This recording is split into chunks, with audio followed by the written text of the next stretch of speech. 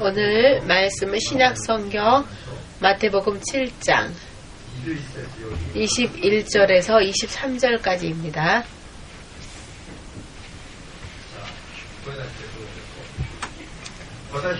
나더러 주여 주여 하는 자마다 천국에 다 들어갈 것이 아니요 다만 하늘에 계신 내 아버지의 뜻대로 행하는 자라야 들어가리라. 그날에 많은 사람이 나더러 이르되 주여 주여 우리가 주의 이름으로 선지자 노릇하며 주의 이름으로 귀신을 쫓아내며 주의 이름으로 많은 권능을 행치 아니하였나이까 하리니 그때에 내가 저희에게 밝히 말하되 내가 너희를 도무지 알지 못하니 불법을 행하는 자들아 내게서 떠나가라 하리라. 아멘. 기도하시겠습니다. 주되신 하나님, 이 시간도 당신께서 허락하신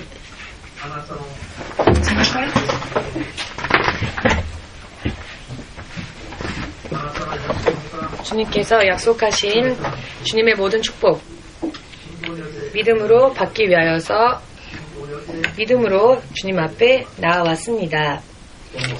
오늘도 성령께 모든 것을 맡기오니 예수님께서 행하시고 또 준비하신 모든 축복을 주님의 성령으로 주님의 진리의 말씀 가운데에서 반드시 믿음의 결과로서 받을 수 있도록 한 사람 한 사람을 올바른 믿음의 길로 인도하여 주시옵소서. 진실로 한 사람 한 사람의 믿음으로 인해 주의 영광이 더욱더 뜨겁게 나타나지며 우리는 거듭나서 우리로 인해 또 많은 사람들이 구원에 이를 수 있도록 천국에서 주께서 이루신 모든 주의 뜻이 우리를 통하여서 또 이 땅에서 더욱더 확대되어져 나아갈 수 있도록 축복하여 주시옵소서. 주 예수의 이름으로 기도하옵나이다. 아멘.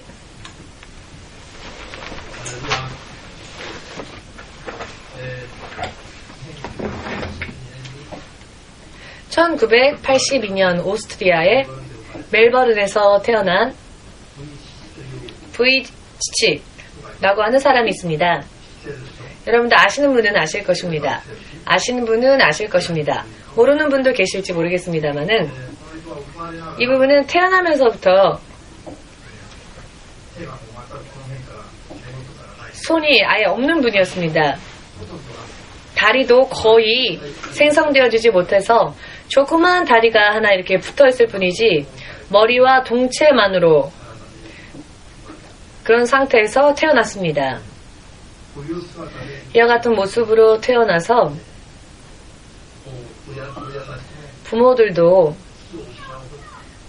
정말 기절할 정도로 기절초풍할 정도로 긴 시간 동안 슬픔에 잠겨서 진실로 아이가 태어났는데 기뻐할 수가 없는 것입니다. 장본인은 더욱더 왜 나는 이런 모습으로 이와 같은 모습으로 태어났을까? 성장함과 동시에 여러 많은 시련을 만나게 되면서 여러 많은 고통, 슬픔 이와 같은 것들을 끌어안고 그는 자살을 3번이나 시도했답니다.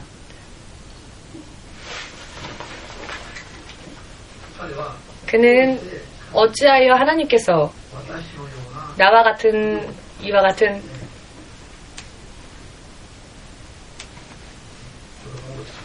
사람을 만들었을까? 나와 같은 사람을 만드셨을까? 그것을 이해할 수 없었답니다. 그렇기 때문에 자기는 삶의 의미가 목적이 없다라고 생각하여 고민했었다고 합니다. 그런데 어느 날 요한복음 9장 3절에 나오는 태어나면서 눈이 보이지 않았던 사람이 그것이 자신의 죄 때문인지 혹은 선조의 혹은 부모의 죄 때문에 이렇게 태어났는지 이것을 물어보았을 때 이렇게 태어나면서부터 눈이 보이지 않았던 사람에 대하여 예수님께 여쭈어볼 때 예수님은 그것은 자신의 죄 때문도 아닌 선조들의 죄 때문도 아닌 하나님의 역사하심을 영광을 드러내기 위하여서이다. 하나님의 계획, 하나님의 일을 하시기 위하여서 태어나면서부터 눈을 볼 수 없는 그런 사람도 있다는 것입니다. 여러분과 제가 나면서부터 하나님께서 무언가 목적을 가지고 온전한 계획 가운데에서 우리가 태어났다라는 것을 여러분은 인정하십니까? 그는 이 말씀에 접하였을 때 큰 깨달음을 얻었답니다. 그 전까지 고민하고 삶의 목적을 찾지 못한 채 자기는 차라리 죽는 게 낫다라고 생각했었던 그 사람이, 자, 그렇다면 태어나면서부터 나면서부터 눈이 보이지 않았던 사람도 하나님께서 당신의 영광을 드러내시기 위하여, 그와 같은 사람을 통해 하나님께서 당신의 영광을 드러내시기 위하여서라면은 나면서부터 손발이 없이 태어난 나에게도 분명히 하나님의 계획이 있을 것이다. 하나님은 나에게 어떠한 계획과 어떠한 마음을 가지고 계실까? 하나님의 그와 같은 계획과 하나님의 마음을 따라가는 것이야말로 내 인생의 목적으로 삼아야 하지 않을까라고 생각하여 마음을 새롭게 다져 잡았답니다. 죽는 것을, 자살하는 것을 포기하고 자신도 한 사람으로서 하나님의 온전한 계획 안에 자신이 있음을 믿고 열심히 이것저것 도전하였습니다. 그리하여서 그는 면도도, 이빨을 닦는 것도, 머리를 빗는 것도, 위생 처리, 예를 들면 화장실에 가서 대변을 처리하는 것도 전부 자기 스스로 혼자 할 수 있게끔 되었답니다. 낚시를 즐기기도 하고, 골프를 즐기기도 하고, 축구까지 즐기고, 이것저것 할 수 없는 것이 거의 없을 정도로 자신을 위하여서 그는 대단히 진실로 삶의 목적을 찾아내고 이것저것 노력하여 도전하여서 도전한 모든 것들을 다 이루어냈습니다. 이와 같이 그가 적극적으로 하나님의 뜻을 찾아서 살기 시작하고 난 다음부터 하나님은 그의 길을 점점 더 열어주셨고 지금 32살입니다. 그런데 그는 이미 세계적으로도 유명한 희망을 잃은 자들에게 가장 큰 희망에 찬 메시지를 전할 수 있는 넘버원의 연설가가 되었습니다.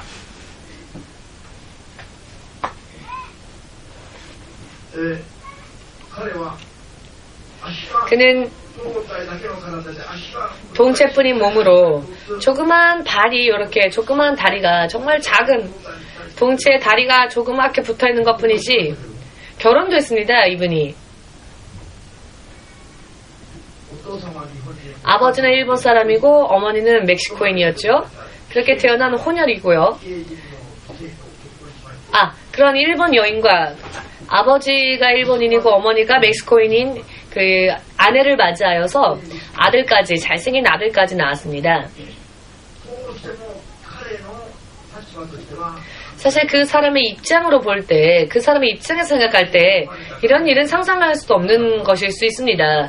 나면서부터 그런 모습으로 태어난 그에게 이와 같은 일들이 일어나리라고는 상상할 수 없는 것이죠. 자신의 이런 운명적인 삶, 그리고 운명적인 이런 모습을 볼 때 정말 그 모든 환경을 초월하는 그와 같은 생각할 수도 없었던 은혜가 그의 인생 위에 임한 것입니다. 그는 이 세상에서 누구보다도 행복하게 살고 있고 어떠한 메신저보다 더 많은 사람들에게 희망을 주고 있으며 하나님의 뜻을 따라 살면 이런 나라 할지라도 이렇게 행복한 승리에 찬 인생을 살 수 있다. 누구도 이렇게 보란듯이 누구에게라도 보란듯이 보여주면서 실제로 자신의 해는 것들로서 다른 이들에게 말을 할 수 있는 그와 같은 사람으로 거듭난 것입니다. 할렐루야. 오체 만족하고 손 발이 다 있고 힘이 넘치고 그래도 삶의 방식을 알지 못하여 터무니없는 짓을 하며 죄를 범하고 스스로 무덤을 파는 그와 같은 인생을 사는 사람들도 많이 있습니다만은 이 사람은 진실로 자신의 혼자의 힘으로는 걸을 수도 없을 정도의 몸으로 태어났지만 그러나 수영도 합니다. 지금은 이렇게 작은 손으로 그리고 작은 발로 어떻게 수영을 할 수 있을지 여러분 상상이 되지 않으시죠? 이것은 그의 60만의 힘뿐이 아니고 사람이 자신의 힘의 손으로 자신의 노력의 결과로 구원받아 사는 것이 아니라 어떠한 상황이 있건 하나님의 도우심으로 인하여서 우리는 구원을 입고 승리하며 진정한 참된 의미로서의 행복한 삶을 찾아낼 수 있다는 것입니다. 그는 자신의 인생을 어떻게 전 세계 사람들에게 이렇게 자신의 삶을 보여주고 있습니다. 하나님의 이름을 찬양하며 살고 있습니다. 부인도요, 굉장히 아름다운 부인입니다. 그런데 오히려 부인이 남편에게 한눈에 반해서 이런 절망 가운데에서도 희망을 가지고 사는, 당신을 내가 사랑하지 않고 어떻게 배길 수 있느냐. 옆에 있는 분을 보면서 당신은 어떻습니까? 매일매일 부인에게, 매일매일 남편에게 잔소리하고 있지는 않습니까? 자, 이런 모습으로 장애를 가지고 태어났다 할지라도 아름다운 여인이 한눈에 반해서 당신이야말로 세계 최고다라고 고백을 하고, 이런 몸이니까 정상적인 아이가 태어날 수 있을까? 라고 걱정하는 사람들에게 이 부인이 뭐라고 말을 했냐면요, VH가 롤 모델이다. 이 사람이야말로 사람의 인생의 롤 모델이다. 이런 예수님의 뜻으로 하나님의 향한 믿음을 가지고 행복하게 사는 사람이 이미 여기 이렇게 모델이 있는데 어떤 아이가 태어난다 할지라도 상관이 없다. 이 사람과 같이 키우면 될 것이니까 어떠한 상황 가운데 태어난다 할지라도 내 남편처럼 키운다면 성공적인 인생을 살 수 있으며 행복한 삶을 살 수 있다. 얼마든지 그와 같은 삶으로 인도할 수 있다. 자, 이런 부인도 참 대단한 사람이지요. 얼마나 대단한 믿음을 가지고 있습니까? 전혀 모든 면이 겉으로 볼 때는 만족스럽지 못한 남편을 완벽하게 만족하면서, 자, 여러분, 자신의 부인 혹은 남편 혹은 남자친구 여자친구에게 우리 고백해 봅시다. 당신의 장점을 보지는 못하고 불평 불만만 말한 나를 용서해 주세요.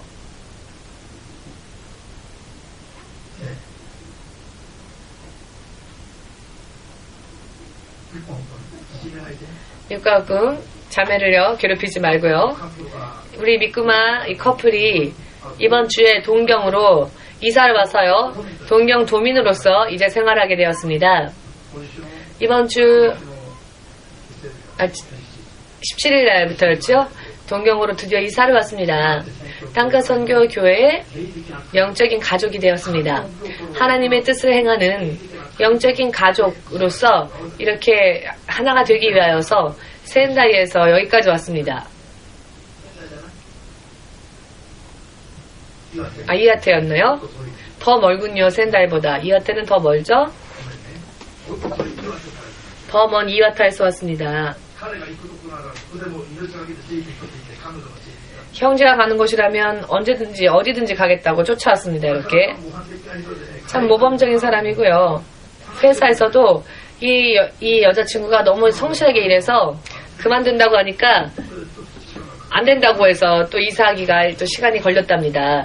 회사에서 그만둔다고 하니까 받아주질 않아서, 회사에서도 회사가 원하는 일을 잘하고 성실하게 하니까 이제부터는 예수님의 뜻에 합당하게 성실하게 산다면 천국에서도 당신을 자매를 놓치지 않을 겁니다. 아멘.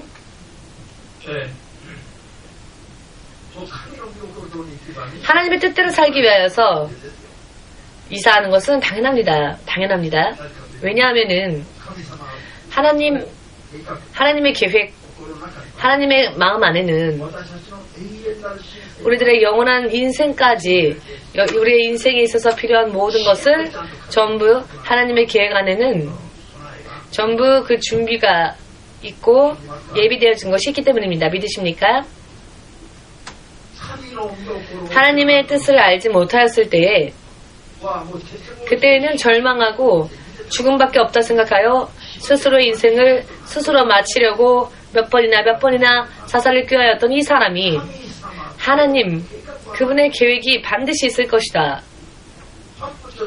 만물을 창조하신 하나님께서, 세계 만민을 창조하신 하나님께서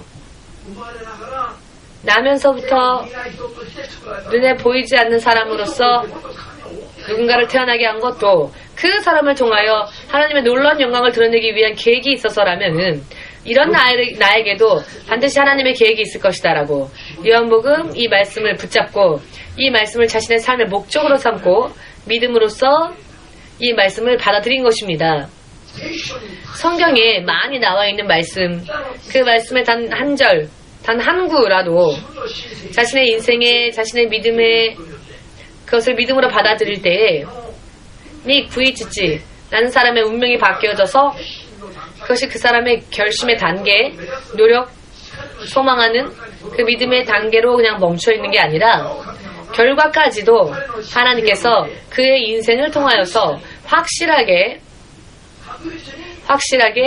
결과를 눈으로 보고 확인할 수 있도록 장본인이 정말 대만족할 수 있도록 이 같은 길로 하나님이 그를 온전히 인도하셨고 실제로 인도해 주셨습니다. 할렐루야. 성령의 말씀이 그 형제의 인생 가운데 이루어지고 있는 것입니다. 그가 전하는 하나님의 말씀은 이미 증명이 다 끝난 이야기인 것입니다.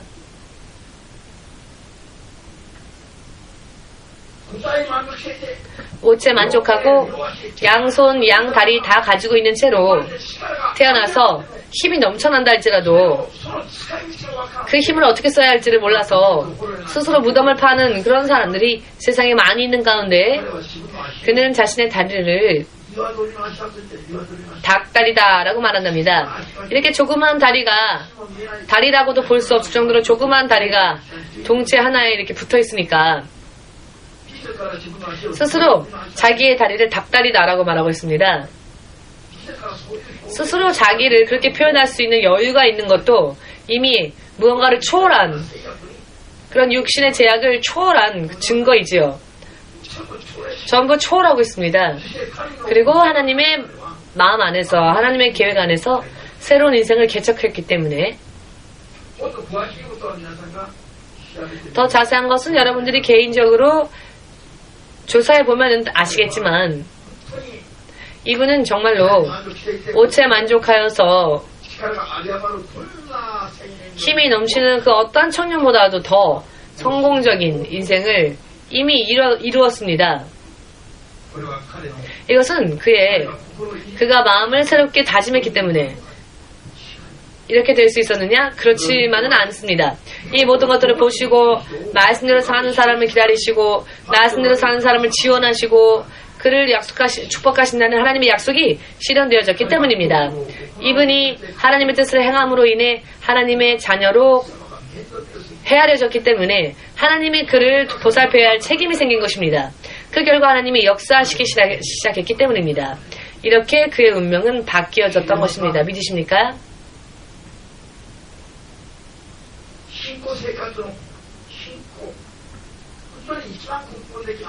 정말 근본적인, 본질적인 그리고 중요한 믿음에 있어서 가장 중요한 것은 무엇이냐? 하나님의 뜻을 행하는 것. 이것이 가장 중요한 일입니다. 예수님을 믿습니다라고 말하는 크리스찬들이 전부 납득할 수 있는 믿음을 축복을 받아 간증할 수 있느냐? 그렇지 않는 면이 더 많죠.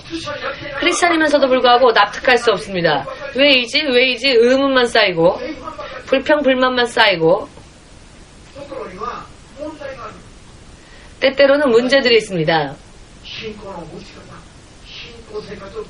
믿음 생활을 어떻게 해야 하는지에 대해서 사람들이 너무나 모르고 있기 때문에 믿음 생활은 자신의 힘으로 사는, 자신의 지혜, 자신의 노력으로 사는 것을 포기하고 여하튼 삶은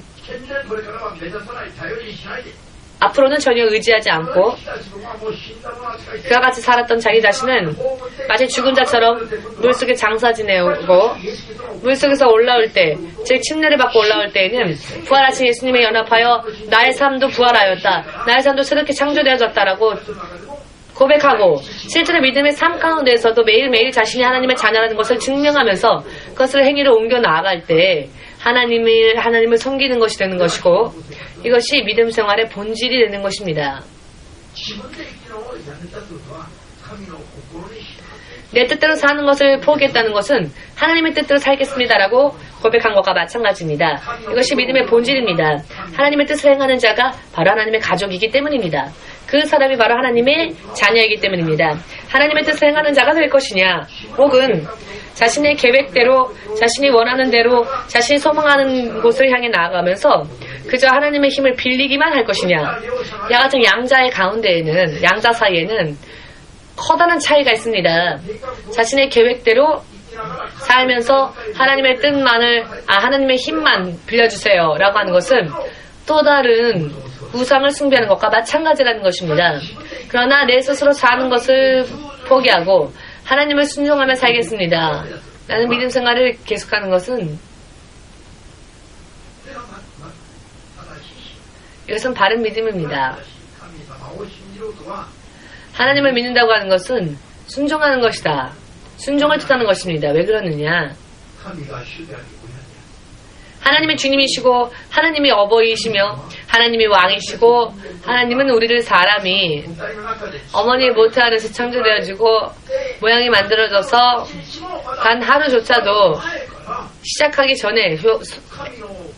전에 하나님의 나라의 생명체 기념책에는 우리를 향하신 거룩한 계획이 온전히 헤아릴 수 없을 정도로 많이 기록되어져 있답니다. 이것이 하나님의 뜻이십니다. 하나님의 뜻은 개인이 마귀를 심판하는 하나님의 동역자로서 살다가 역할로는요. 신분으로는 하나님의 자녀로 거듭나는 것. 그래야 마침내는 하나님의 나라를 받는 것이 한 사람 한 사람을 향하신 하나님의 계획이십니다. 물론 그 계획에는 각각 하나님께서 여러 많은 목적을 위하여서 여러 많은 계획 가운데에서 한 사람 한 사람을 만드시는 겁니다.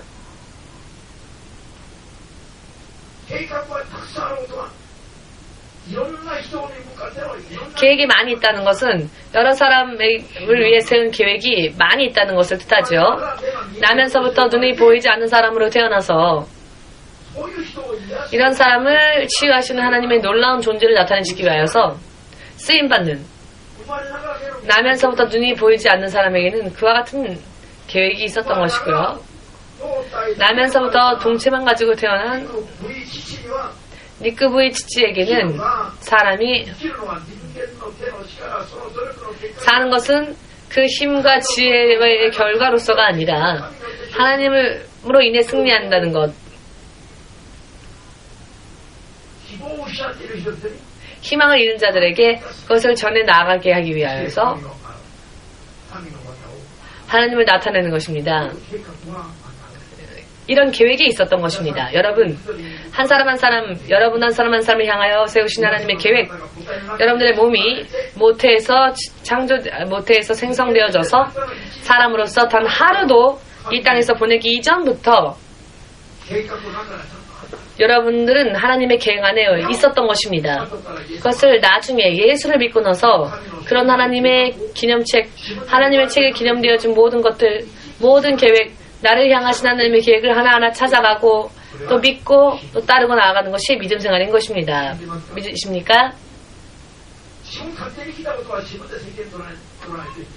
자기가 전한 것에 대해서는 자신의 책임을 져야 합니다. 그러나 하나님의 계획을 물어서 하나님께 물어서 우리가 하나님의 일을 한다면 그 우리의 인생을 하나님이 책임져 주시는 것입니다. 나영 전도사가 일본어 학교를 졸업하고 일본어 학교, 그 학교가 세워지고 8년 만에 가장 높은 점수를 냈는데요. 어떤 의미로는 학교의 레벨이 별로 높지 않았다라고 말할 수도 있겠습니다. 8년 만에 나영 전도사가 낸 성적이 제일 그 학교에 생긴 이래 가장 높은 점수였다니까. 당시에 동경의 도내에 있는 대학이라면은 어디에 원서를 내도 합격할 수 있는 그와 같은 수준의 점수를 받았습니다.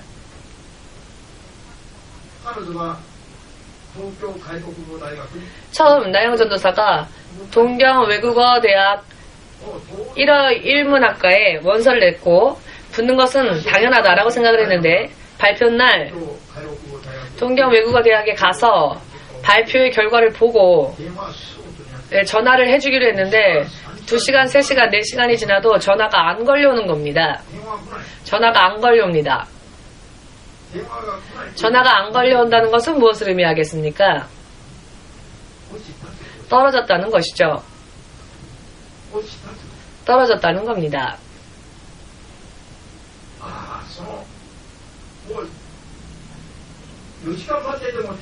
4시간 기다려도 전화를 안 하는 겁니다. 사실 붙었던 떨어졌던 부모가 기다리고 있으니까 전화를 해줘야 했을 텐데 전화를 안 하는 겁니다. 처음에는 화가 났습니다. 전화가 안 걸려오니까. 그런데 화가 바뀌어서 초조함으로 이번에는 나영 전도사는 잊어버리고 하나님께 매달려서 하나님 왜 이런 일이 생겼을까요? 라고 기도를 하기 시작했습니다. 마음이 초조해져서 2시간 동안 계속 기도를 했습니다. 왜 이런 일이 이렇게 일어났을까요? 합격하지 못하면 비자가 문제 때문에 다시 한국으로 돌아가야 하고 그러나 우리 가족은 일본 선교를 위하여서 이렇게 보내어졌는데 한국에 다시 돌아갈 수밖에 없게 된다면 어떻게 돼야 되는 겁니까? 2시간 정도 기도하였을 때 제 뇌리에 이것은 음성도 아니고 말씀도 아니었는데요. 영의 소리 혹은 영의 말씀이라고 할 수 있겠죠. 들은 적도 없고 혹은 글을 읽은 것도 아닌데 제 뇌리 속에 스쳐 지나가는 게 무엇이었냐면 신학이라고 하는 부정할 수 없는 단어가 떠올랐습니다. 갑자기 신학이라고 하는 단어가 들어와서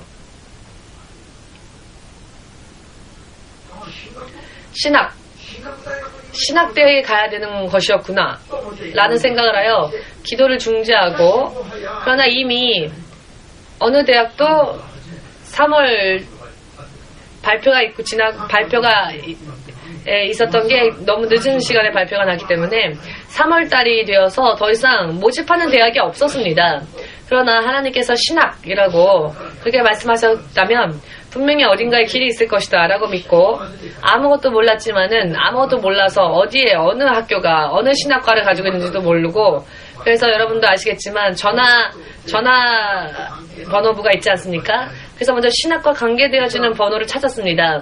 그랬더니 몇 군데 동경 도내 그리고 동경 가까운 주변에 신학과가 있는 대학의 전화번호가 몇 군데 나왔습니다. 그래서 전화를 해보았더니 어느 대학이건 다 이미 모집이 끝났다고 하는 것입니다. 그런데 그래도 길은 있을 것이다. 하나님이 신학이라는 것을 알려주셨다면 분명히 길이 있을 것이다 라고 생각하여서 마지막 한 곳에 전화를 하였더니 아직 마지막 후기 모집이 남아있긴 한데 오늘이 예를 들어서 금요일이라면은 모집이 월요일로 끝납니다. 근데 오늘 금요일인데 언제 원서 준비하고 언제 접수하겠습니까? 전혀 시간이 얼마 없었던 상황이어서 만일 정말로 시간이 촉박하다면 한 가지 방법이 있는데 우체국에 그 우표 소인이 찍혀있다면 인정해 줄 테니까 월요일까지 원서를 보내십시오 라고 하여서 하루의 여유도 없고 정말로 아슬아슬하게 준비하여서 원서를 냈습니다. 그것이 동경 기독교 대학이라고 하는 곳이었습니다. 일본에서는 복음파 대학이라고 복음파 신학대학이라고 불려지는 곳인데 그곳으로 하나님께서 인도하셨습니다. 이것이 하나님의 뜻이었기 때문에 나영 전도사는 일본어 학교를 그 학교가 세워진 지 8년 만에 처음 나온 고 득점을 냈다 할지라도 일본어 동경 외국어 대학에 가는 것이 하나님의 뜻이 아니니까 그런 좋은 성적을 가지고 있었어도 길이 열리질 않았습니다. 길이 열리지 않았습니다. 떨어졌습니다.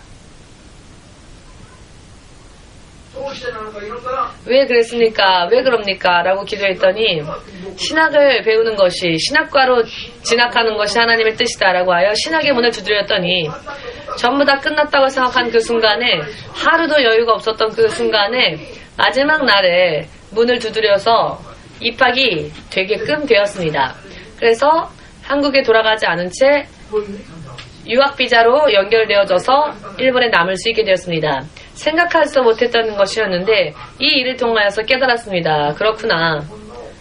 이 아이는 1호 국문학과를 가는 것이 하나님의 뜻이 아니구나. 왜냐하면 어차피 일본에서 계속 살 것인데 이제 와서 1호 국문학과를 배워서 일본어를 공부해서 어차피 신학을 들어가도 1호 공부는 동시에 할 수 있으니까 더군다나 신학을 공부하면은 지름길을 가는 것이다. 나중에 하나님을 하기 위해서는 다시 신학을 해야 할 텐데 일본어를 공부하고 다시 신학 안 해도 동시에 일본어도 공부하면서 신학도 할 수 있고 시간이 없다고 생각했는데 하나님은 이렇게 할 수 있는 길을 아직 하나님은 준비하신 길이 있었던 것입니다.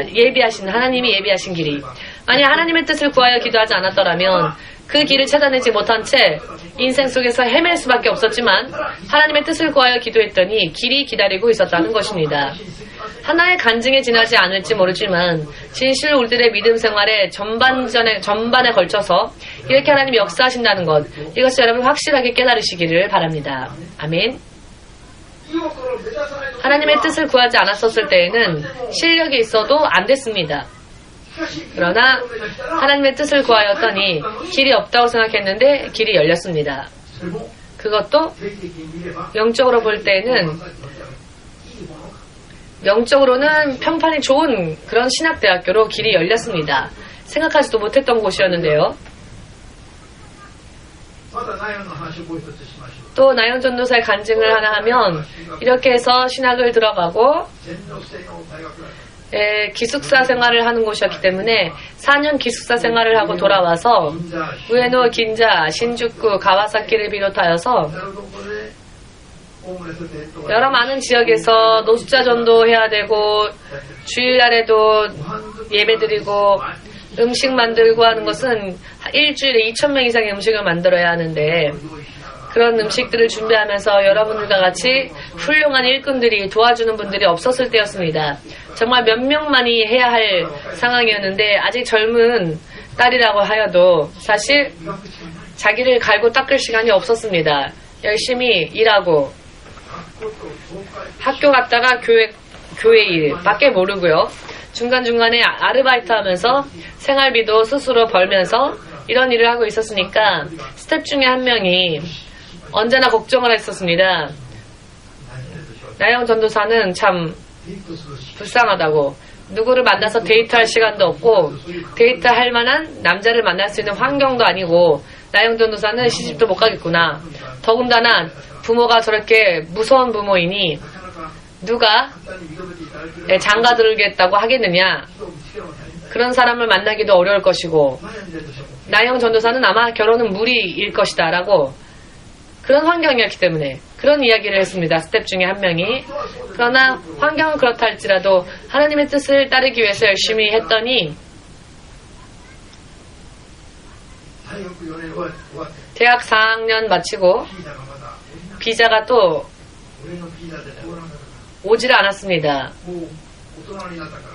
이제는 어른이 되었기 때문에 가족 비자가 되질 않는데 한국에 가서 다시 선교 비자를 받고 나서 오지 않으면 안 되게 되어버렸습니다. 그래서 한국으로 돌아가게 되었습니다. 돌아가게 되었기 때문에 사모님과 저는 너가 열심히 하지 않았으니까 이렇게 됐지 라고 괴롭히고 울면서 돈도 없고 거의 빈손으로 한국에 갔습니다. 한 달 정도 있었을 때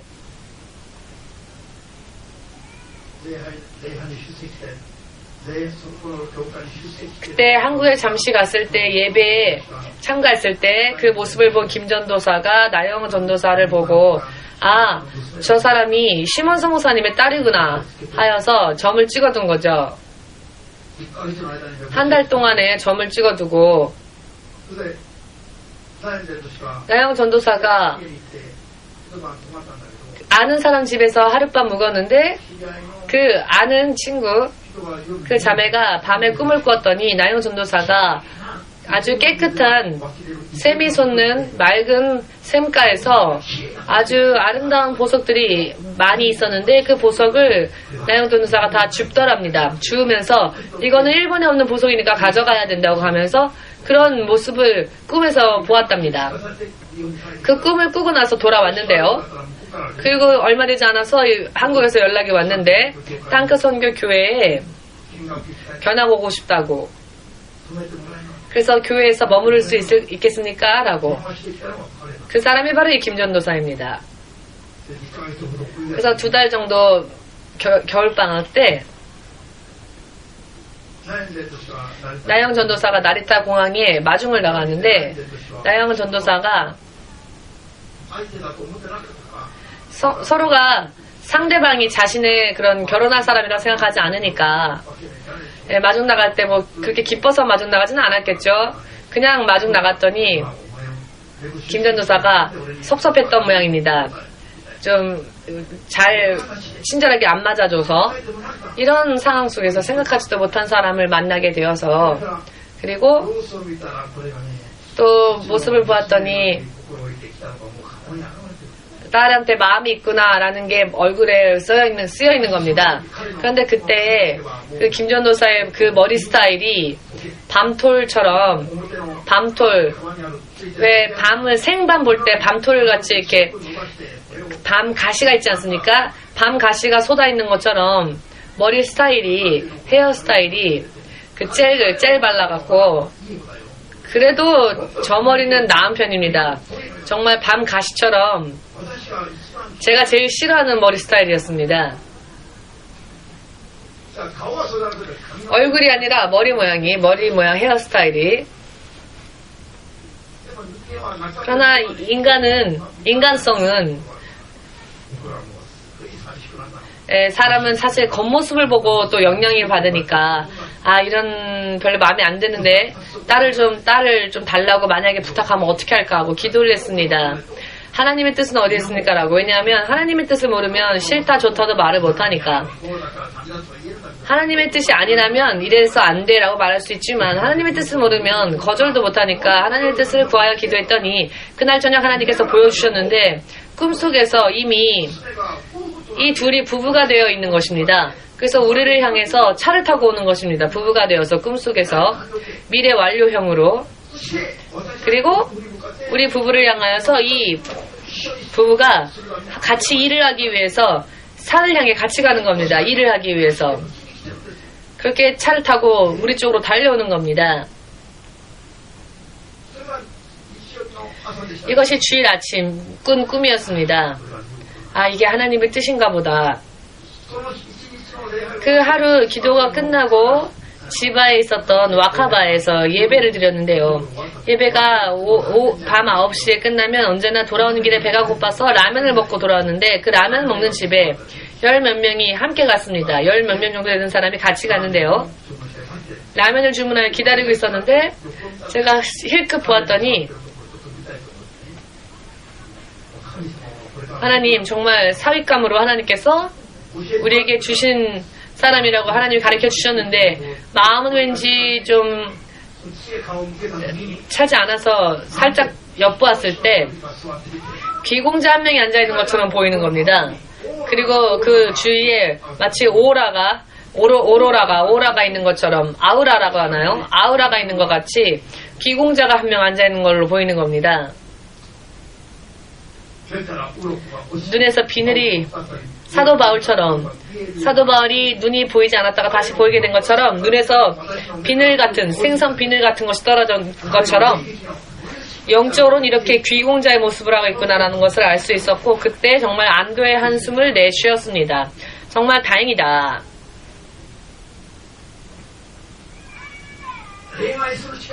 연애할 시간도 없고 연애할 수 있는 상대방도 없고 노숙자 전도만 하는 교회에서 예배당 들어오면 냄새나고 어디에서 연애할 만한 사람을 찾을 수 있겠습니까? 더군다나 엄격한 부모 밑에서. 그렇기 때문에 스텝 중에 한 명이 결혼 못할 거라고 걱정하는 것도 이상하지 않을 정도의 상황 속에서 포기하고 하나님의 뜻이라면 노숙자라도 좋고, 언제나 사모님은 그런 말을 했습니다. 하나님의 뜻이라면 노숙자라 할지라도 결혼시킨다. 너도 그런 믿음을 가져라 라고 귀에 못이 박히도록 그렇게 얘기하고 있었습니다. 하나님의 뜻을 따르는 것을 믿음의 기초로 삼았었기 때문에.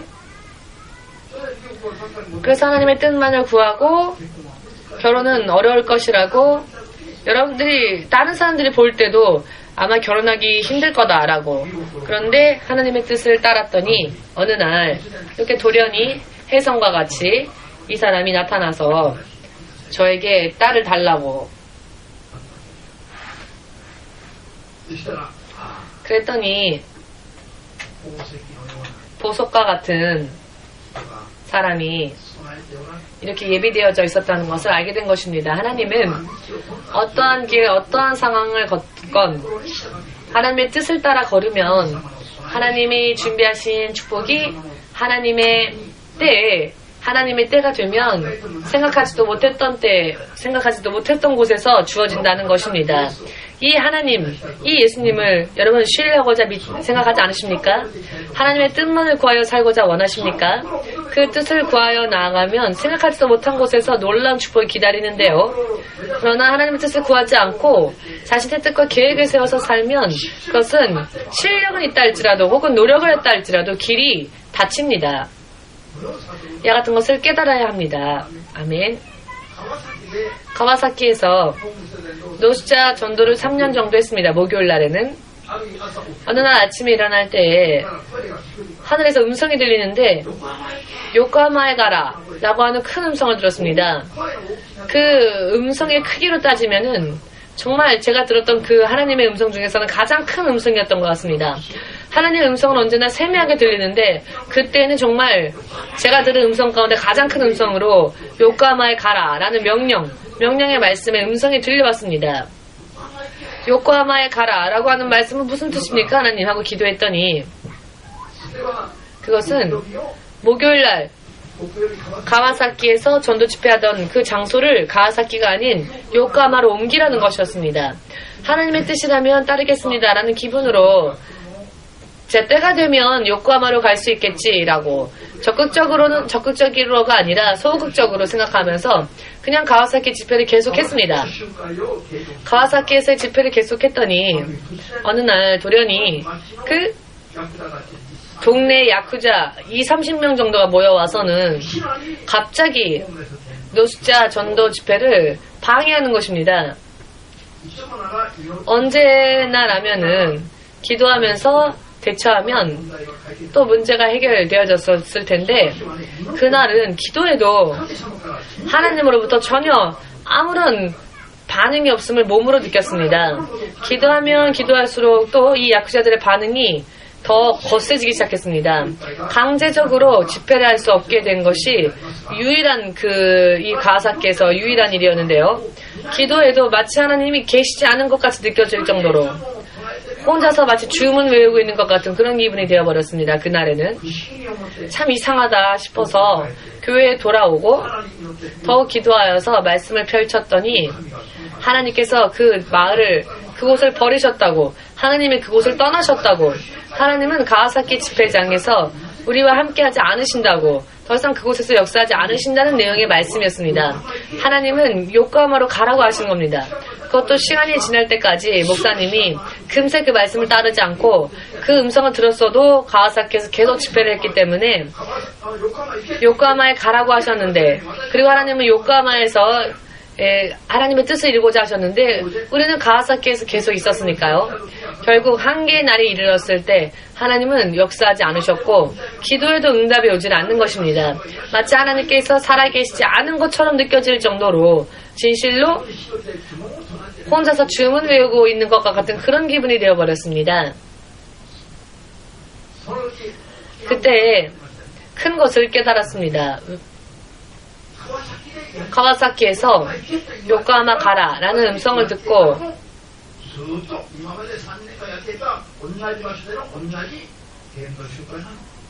요코하마에 가도 여태까지 했던 것이 다 틀리고 그런 건 아니었는데 하나님은 요코하마 가라고 하셨는데 요코하마에 가지 않고 가와사키에서 계속 했기 때문에 내용이 틀린 것도 아니고 하는 일이 틀린 것도 아닌데 하나님의 뜻 없이 우리의 힘으로 한다면 결국은 그것은 하나님과 함께 하지 못하는 것이라는 겁니다. 그리고 하나님의 뜻을 따르지 않으면 결국 이것이 불법을 행하는 것이고 이렇게 하나님의 뜻을 따르지 않으면 하나님이 역사하지 않으시기 때문에 하나님의 보호하심을 입을 수 없고 결국 마지막에는 그냥 보란티아 활동의 수준으로 밖에 되지 않았던 것입니다. 하나님의 영적인 역사하심은 열매 맺어질 수 없는 그런 결과가 그때 된다는 것을 확실하게 체험을 했습니다. 그래서 회개하였습니다. 요코하마 가라고 하시면 요코하마에 갔었어야 하는데 계속 가와사키에서 계속적으로 했기 때문에 하나님을 따르지 않고 하나님의 뜻을 따르지 않고 자기의 생각을 자신의 생각대로 했던 것 이것이 불법이었고 이것이 죄다라는 것을 깨닫고 회개했습니다. 회개하고 그리고 요코하마에서 집회를 할 수 있는 장소를 찾아서 구했습니다. 그리고 요코하마로 옮겼습니다. 여러분, 기도에도 응답이 오지를 않습니다. 왜? 하나님의 뜻은 따르지 않고 자기 마음대로 하면서 기도했기 때문에 하나님이 응답하실 리가 없었던 겁니다. 믿음 생활한다면 하나님의 뜻을 따라서 믿음 생활하는 것이 결과가 나오는 것입니다. 내 마음대로 하면 아무리 모양을 가지고 아무리 멋지게 한다 할지라도 하나님과는 관계없다는 것이지요. 어제 나가오 유코상으로부터 전화가 왔습니다. 목사님, 후쿠오카에 오와타상이 자살하려고 수면제하고 술을 같이 마셨답니다. 지금 전화가 걸려왔는데 자살하기 위해서 남편도 없는 집에서 혼자서 수면제와 술을 같이 마셨다는데 그대로 내버려두면 죽지 않겠습니까? 기도해 주십시오. 경찰에는 전화했다고. 그래서 경찰이 지금 그 집을 향해 가고 있을 겁니다. 알겠습니다. 기도하겠습니다. 하고 기도를 했습니다. 먼저 이 오와타상을 자살 충동을 일으키고 실제로 자살까지 이르게 하려고 역사하는 악한 영들, 더러운 영들, 그 영들의 역사가 정말로 있습니다. 그 영들이 눈앞에 있는 것 같이 정말로 명령을 했습니다. 이 오와타 자매에게 자살 충동의 마음을 불러일으켜서 자살하게 하고자 하는 이 더러운 영은 오와타 상에서 나가라 라고 예수의 이름으로 쫓으면서 계속 기도를 했습니다. 자, 얼마 지나지 않아서 전화벨이 울려서 깜짝 놀랐는데요. 이런 때에 벨이 울리면 깜짝 놀랍니다. 그래서 벨이 울려서 보니 또 나가오 유유코상이었는데요. 또 무슨 일일까 싶어서 그런 전화를 받고 기도하면 정말로 마음이 슬픕니다. 자살을 꾀했다고 하니까 전화로 열심히 이야기해서 열심히 하겠다고 또 얘기했던 사람이 자살하겠다고 수면제를 마셨다니까 전화 걸려서 전화를 받았더니 목사님 감사합니다. 네, 어떻게 됐습니까? 했더니 자살한다는 상황이 벌어졌는데 왜 감사합니다라고 합니까? 기도한 결과일 겁니다. 갑자기 이 오와타상의 기분이 갑자기 이상해져서 전부 다 수면제 마신 걸 토했답니다. 자기 스스로. 경찰이 오기 전에. 경찰이 도착했을 때에는 이미 깨끗하게 나아 있었습니다. 다 토해냈으니까. 아무 일도 없는 것처럼.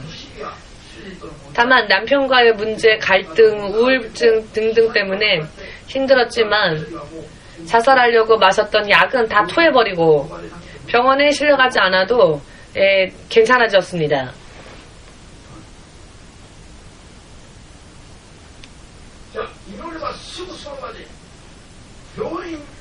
기도하면 금세 그 자리에서 병원에 가지 않으면 안 돼. 자살하려고 마신 약이 먼 곳에서 기도했을 뿐인데 후쿠오카라면 800km는 떨어져 있습니다. 1000km 가까이 떨어져 있습니다. 동경에서. 그렇죠? 8km건 8000km, 800km건 거리는 관계가 없습니다. 다만 눈앞에 있다고 생각하고 기도했더니 전부 다 토해냈답니다. 약을. 그렇기 때문에 기도할 거기 때문에 여러분은 이제 자살도 못합니다. 기도해주면 또 기분이 이상해져서 토해지고 싶어지니까 해봤자 허무한 겁니다. 자살하려면 가만히 자살하십시오. 그러면 기도해주지 못하니까. 그러나 자살합니다라고 얘기해버리면 우리가 기도할 거기 때문에 자살도 못합니다. 기도해주었더니 자살도 자기 마음대로 안 되는 겁니다. 이렇게 금세 기도를 들어주시는 하나님께서 하나님의 뜻에 합당할 경우에는 기도를 금세 들어주시는데 가하사키 집회 같은 경우에는 기도해도 계속적으로 강압적으로 집회가 방해받고 하나님이 역사하지 않으시는 겁니다. 정말 하나님이 계시지 않은 것 같아서 너무나 서글퍼졌습니다. 혼자서 주문 외우고 있는 것과 같은 그런 기분이 되었으니까요. 그래서 교회에 돌아와서 기도하고 말씀을 펼쳤더니 하나님께서 이미 그 자리에 계시지 않는다고 하시는 겁니다. 하나님은 이미 그 자리에 계시지 않는데 우리는 계속적으로 그 자리에서 일했던 것이죠. 이와 같은 어리석은 믿음 생활은 단 하루라도 하면 한 만큼 손해보는 것이기 때문에 절대적으로 하나님의 뜻과 관계없이 사는 것은 살면 산 만큼 허무해지고 의미가 없는 것입니다. 하루에 반을 선다 할지라도 하나님의 뜻을 쫓아 사시는 여러분들 되시기를 주의 이름으로 축복합니다. 아멘. 교회는 그렇기 때문에 로마서 1장 5절 말씀을 보시면 사도 바울은 이런 말을 합니다. 예수 그리스도를 믿는 믿음, 그 순종을 위해서 우리는 은혜 가운데에서 사도로서 부름받았다. 그리고 너희에게 보내심을 입었다. 라고. 이 말씀의 의미는 무엇이냐? 이방인들의 세계, 예수를 알지 못하는 사람들의 세계에 자신들이 사도로서 택함받아 은혜 가운데에서 그 이방인들, 하나님을 모르는 자들에게 보내어진 이유는 무엇인가? 예수 그리스도를 믿는 믿음에 의한 순종하는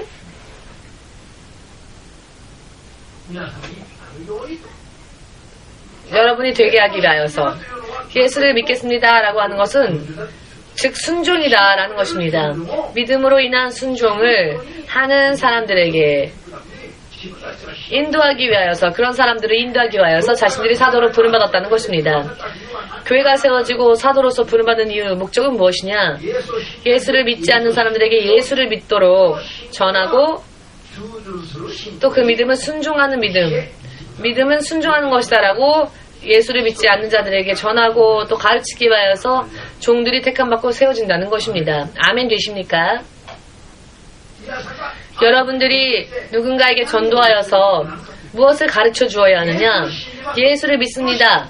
이 믿음을 전해야 된다는 것인데, 믿음이란 어떠한 믿음이냐? 어떤 믿음을 전해야 하느냐? 하나님께 순종하는 믿음, 하나님의 뜻을 따르는 믿음, 이것을 우리가 가르치고 전하기 위하여서 하나님 앞에 부르심을 받았다라는 것입니다. 또한 이것을 위하여 교회는 세워졌다는 것입니다. 모두 함께 믿음 이꼬르 순종이다. 아멘 되십니까? 하나님의 뜻을 행하여 순종하는 자가 하나님의 자녀, 하나님의 가족이 됩니다. 그와 같은 믿음, 그와 같은 인생을 하나님은 책임져 주십니다. 아멘 되십니까? 믿습니다 하면서 자신의 계획을 그저 하나님이 도와만 주면 좋겠다 라고 하는 것은 하나님을 주님으로 섬기는 것이 아니라 자신의 인생의 성공의 수단으로서 그저 나를 도와줄 수 있는 능력 정도로만, 그래서 그 하나님의 능력을 내 성공을 위해서 빌리는 그와 같은 것이 되어버리기 때문에 이것은 하나님이 보실 때에는 하나님을 경외하는 믿음이 아니고 결국은 하나님이 보호하실 수 없는 다른 신을 숭배하는 우상 숭배와 똑같다는 것입니다. 교회는 자기 마음대로 자기 뜻대로 살다가 병약해지고 실패하고 인생 피곤하다 지쳤다 나는 어떻게 하면 좋을까 좌절 낙담하여서 한탄하고 그리고 그 자신의 피로를 어떻게든 해결하고 싶어서 자신의 실패를 어떻게든 해결하기 위해서 오는 곳이 교회가 아니고요. 그렇게 살았던 것을 후회하고 회개하여서 앞으로 예수를 믿고 하나님의 뜻에 합당한 자로서 살겠습니다. 이것을 도와주십시오. 이 결심을 도와주십시오. 하나님의 뜻을 알려주시옵고 하나님의 뜻대로 살 수 있도록 도와주십시오. 라고 구하기 위해서 오는 곳이 교회인 것입니다. 할렐루야. 아멘.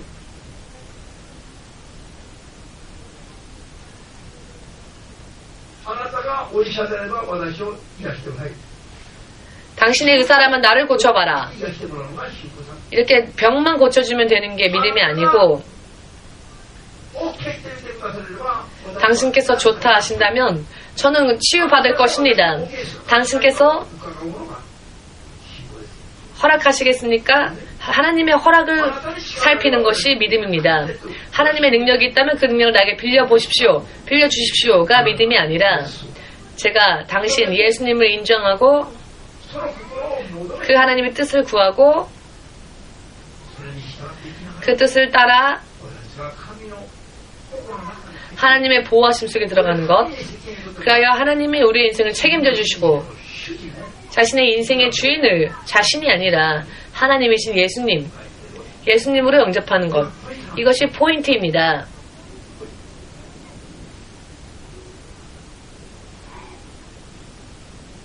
여러분, 사는 나날 가운데에서 믿음 생활 속에 여러 많은 문제가 일어났을 때 지름길을 걷고자 원하신다면 어떻게 하셔야겠습니까? 자기 뜻대로 살아서 불법을 행하고 죄를 범한 것이 있다면 용서해 주십시오 라고 내가 알지 못하는 사이에 스스로 하나님의 뜻과는 관계없이 내 뜻대로 살아서 하나님 앞에 불법을 행한 것이 있다면 용서해 주십시오 라고 하나님의 뜻대로 살겠으니 하나님의 뜻이 무엇인지를 알려주십시오 라고 이렇게 할 때 하나님의 말씀대로 하나님의 뜻대로 살겠노라 하는 이 고백을, 이 마음을 실제로 가져야 한다는 것입니다. 여기에 가고 싶은데 하나님은 어떻게 생각하십니까? 하고 살짝 엿보는 감각으로는 안 됩니다. 이곳에 가고 싶은데 하나님의 뜻이 확실하게 이곳이라면 자신의 의지를 버리고 하나님의 뜻을 이해되지 않는다 할지라도 쫓아가겠습니다. 그러니 하나님의 뜻을 저에게 알려주십시오. 자신을 깨끗하게 백지로 초기화시키고 하나님의 뜻을 보여주신다면 그 뜻대로 행하겠습니다. 라고 하는 믿음으로 기도하면 하나님께서 하나님의 뜻을 보여주실 것입니다. 아멘 되십니까? 하나님의 뜻대로 사는 진정 그렇게 살고자 원하는 마음을 가지고 기도하면 반드시 응답이 있습니다. 그러나 실제로는 그렇게 하고 싶지 않은데 조금 기도해보는 것 정도라면 그런 기도에는 응답이 없다는 것입니다. 이해되시는지요? 설령 귀신을 쫓고 병을 고치고 예수를 믿어서 예언을 하며 기적까지 일으키고 이 기사와 표적이 일어나는 누가 보아도 하나님의 사람으로 훌륭한 하나님의 사람으로 보인다 할지라도 이와 같은 것을 행하면서 그 결과적으로 맺는 것은 결국은 자신의 계획을 실현하기 위하여서 믿음을 그저 이용하고 있는 것뿐이라면은 결과적으로 천국에는 가지 못합니다. 할렐루야. 아무리 그 문보와 보석에 쌓여있고 아무리 오체 만족하고 있고 아무리 놀라운 하나님의 은혜까지 입어서 기적같은 삶을 살았다 할지라도 결과적으로 내가 소망한 것이 하나님의 뜻대로 사는 것이 아니라 자신의 욕구를 채우고 자신의 계획대로 사는 것이 자신의 인생의 목표였다면은 그런 믿음을 가진 사람은 하나님의 나라에도 들어갈 수 없음을 오늘 본문 말씀을 통해 읽은 사람은 아멘을 주님 앞에 영광 돌리시기 바랍니다. 지금 무엇을 구하고 무엇을 소망하며 무엇을 하더라도 결과적으로 하나님의 뜻에 합당한 그 같은 것이 아니라는 것을 깨닫는다면 금세 그만두고 하나님의 뜻대로 살기 위하여 구하는 그 같은 믿음 생활을 할 때 하나님으로부터 여러 많은 의미에서의 준비되어진 축복이 열려지게 되며 육신을 떠나는 순간에는 무사 안전하게 하나님의 나라에도 들어갈 수 있게 된다는 것을 확실하게 깨달으시고 믿으시기를. 이것저것 노력하고 크리스천이 되고 또는 목회자가 되고 하나님의 사람이 되어서 이것저것 노력하여도 결과가 좋지를 않고 결과가 좋은 결과로서 나오지 않는 경우에는 반드시 무언가 믿음 안에 문제가 있다는 겁니다. 하나님의 뜻대로 살지 않은 부분들이 있다는 겁니다. 내 의지로, 내 계획으로, 내 생각으로 산 부분이 있고 그래서 하나님이 그 부분에 대해서 책임질 수 없다는 것입니다. 하나님께서 그 사람의 인생을 책임져 줄 책임감을 전혀 가질 필요가 없기 때문에 결과적으로는 결과가 좋지 못하게 되는 것입니다. 할렐루야. 어떤 의미로는 이것이 크리스찬이 된 순간부터 하나님의 나라에 들어가는 순간까지 가장 중요한 포인트라고 할 수 있습니다. 하나님의 뜻에서 떨어져 사는 것이 불법입니다. 그것이 죄입니다. 크리스찬이라고 나는 스스로 생각하고 있지만 눈에 보이는 모양으로 믿음 생활은 하고 있다 할지라도 그것도 중요하지만 소망하는 것이 내 안에서 근본적으로 구하는 것이 하나님의 뜻을 구하는 것인지 혹은 내 인생을 내 뜻대로 살기 위한 것을 구하고 있는지에 따라서 결과는 두 가지로 갈라지게 된다는 것입니다. 지금 우리가 읽은 본문의 말씀은 영적으로는 성경의 어떠한 말씀의 구절보다도 더 중요한 구절입니다. 성령의 역사가 일어나지 않는 사람들은 성령의 역사가 일어나기 위하여 죄를 회개하고 이것저것 많이 해야 될 것이지만 기도하고 금식하고 그러나 그 결과 하나님이 성령께서 나와 함께 역사해 주시는 진실로 누가 보아도 이 사람과 이 교회와 이 믿음이 인정되어져서 이런 결과가 나왔겠구나 라고 이렇게 불가사의한 기사와 표적이 일어났다 할지라도 진실로 마음 가운데에서 구하는 것은 자신의 인생의 승리만이고 하나님의 뜻은 구하지 않는 부분들이 있다면 결과적으로는 예수님과는 관계가 없어지게 되는 것입니다. 여기까지 깨닫지 않으면 어느 누구의 믿음도 위험합니다. 안전하다고 말할 수 없습니다. 할렐루야. 아멘. 예수님과 같은 기적, 그런 기적이 나와 함께 있다 할지라도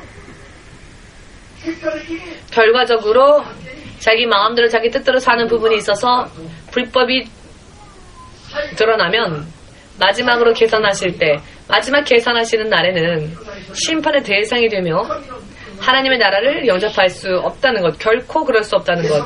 예수님의 말씀을 신뢰하는 사람은 아멘으로 박수로 예수님에게 돌리시고 평소 때에 믿음만을, 하나님의 뜻만을 구하기 위하여 우리는 진실로 필사적으로 기도해야 하며 마음을 비우고 기도해야 하며 내 머리, 내 자아, 내 생각, 내 계획을 나의 욕구, 나의 꿈 이와 같은 것들을 다 비우고 오직 하나님의 뜻만을 알려주십시오. 그 뜻대로 하겠습니다. 라고 하는 믿음 생활을 생활 가운데에서 훈련을 통하여서 만들어 나가지 않으면 안 됩니다. 그렇지 않아도 죽기 전에 회개할 수 있는 찬스가 있어서 앞으로 지금 너는 죽을 것이니 그런 부분을 회개해라.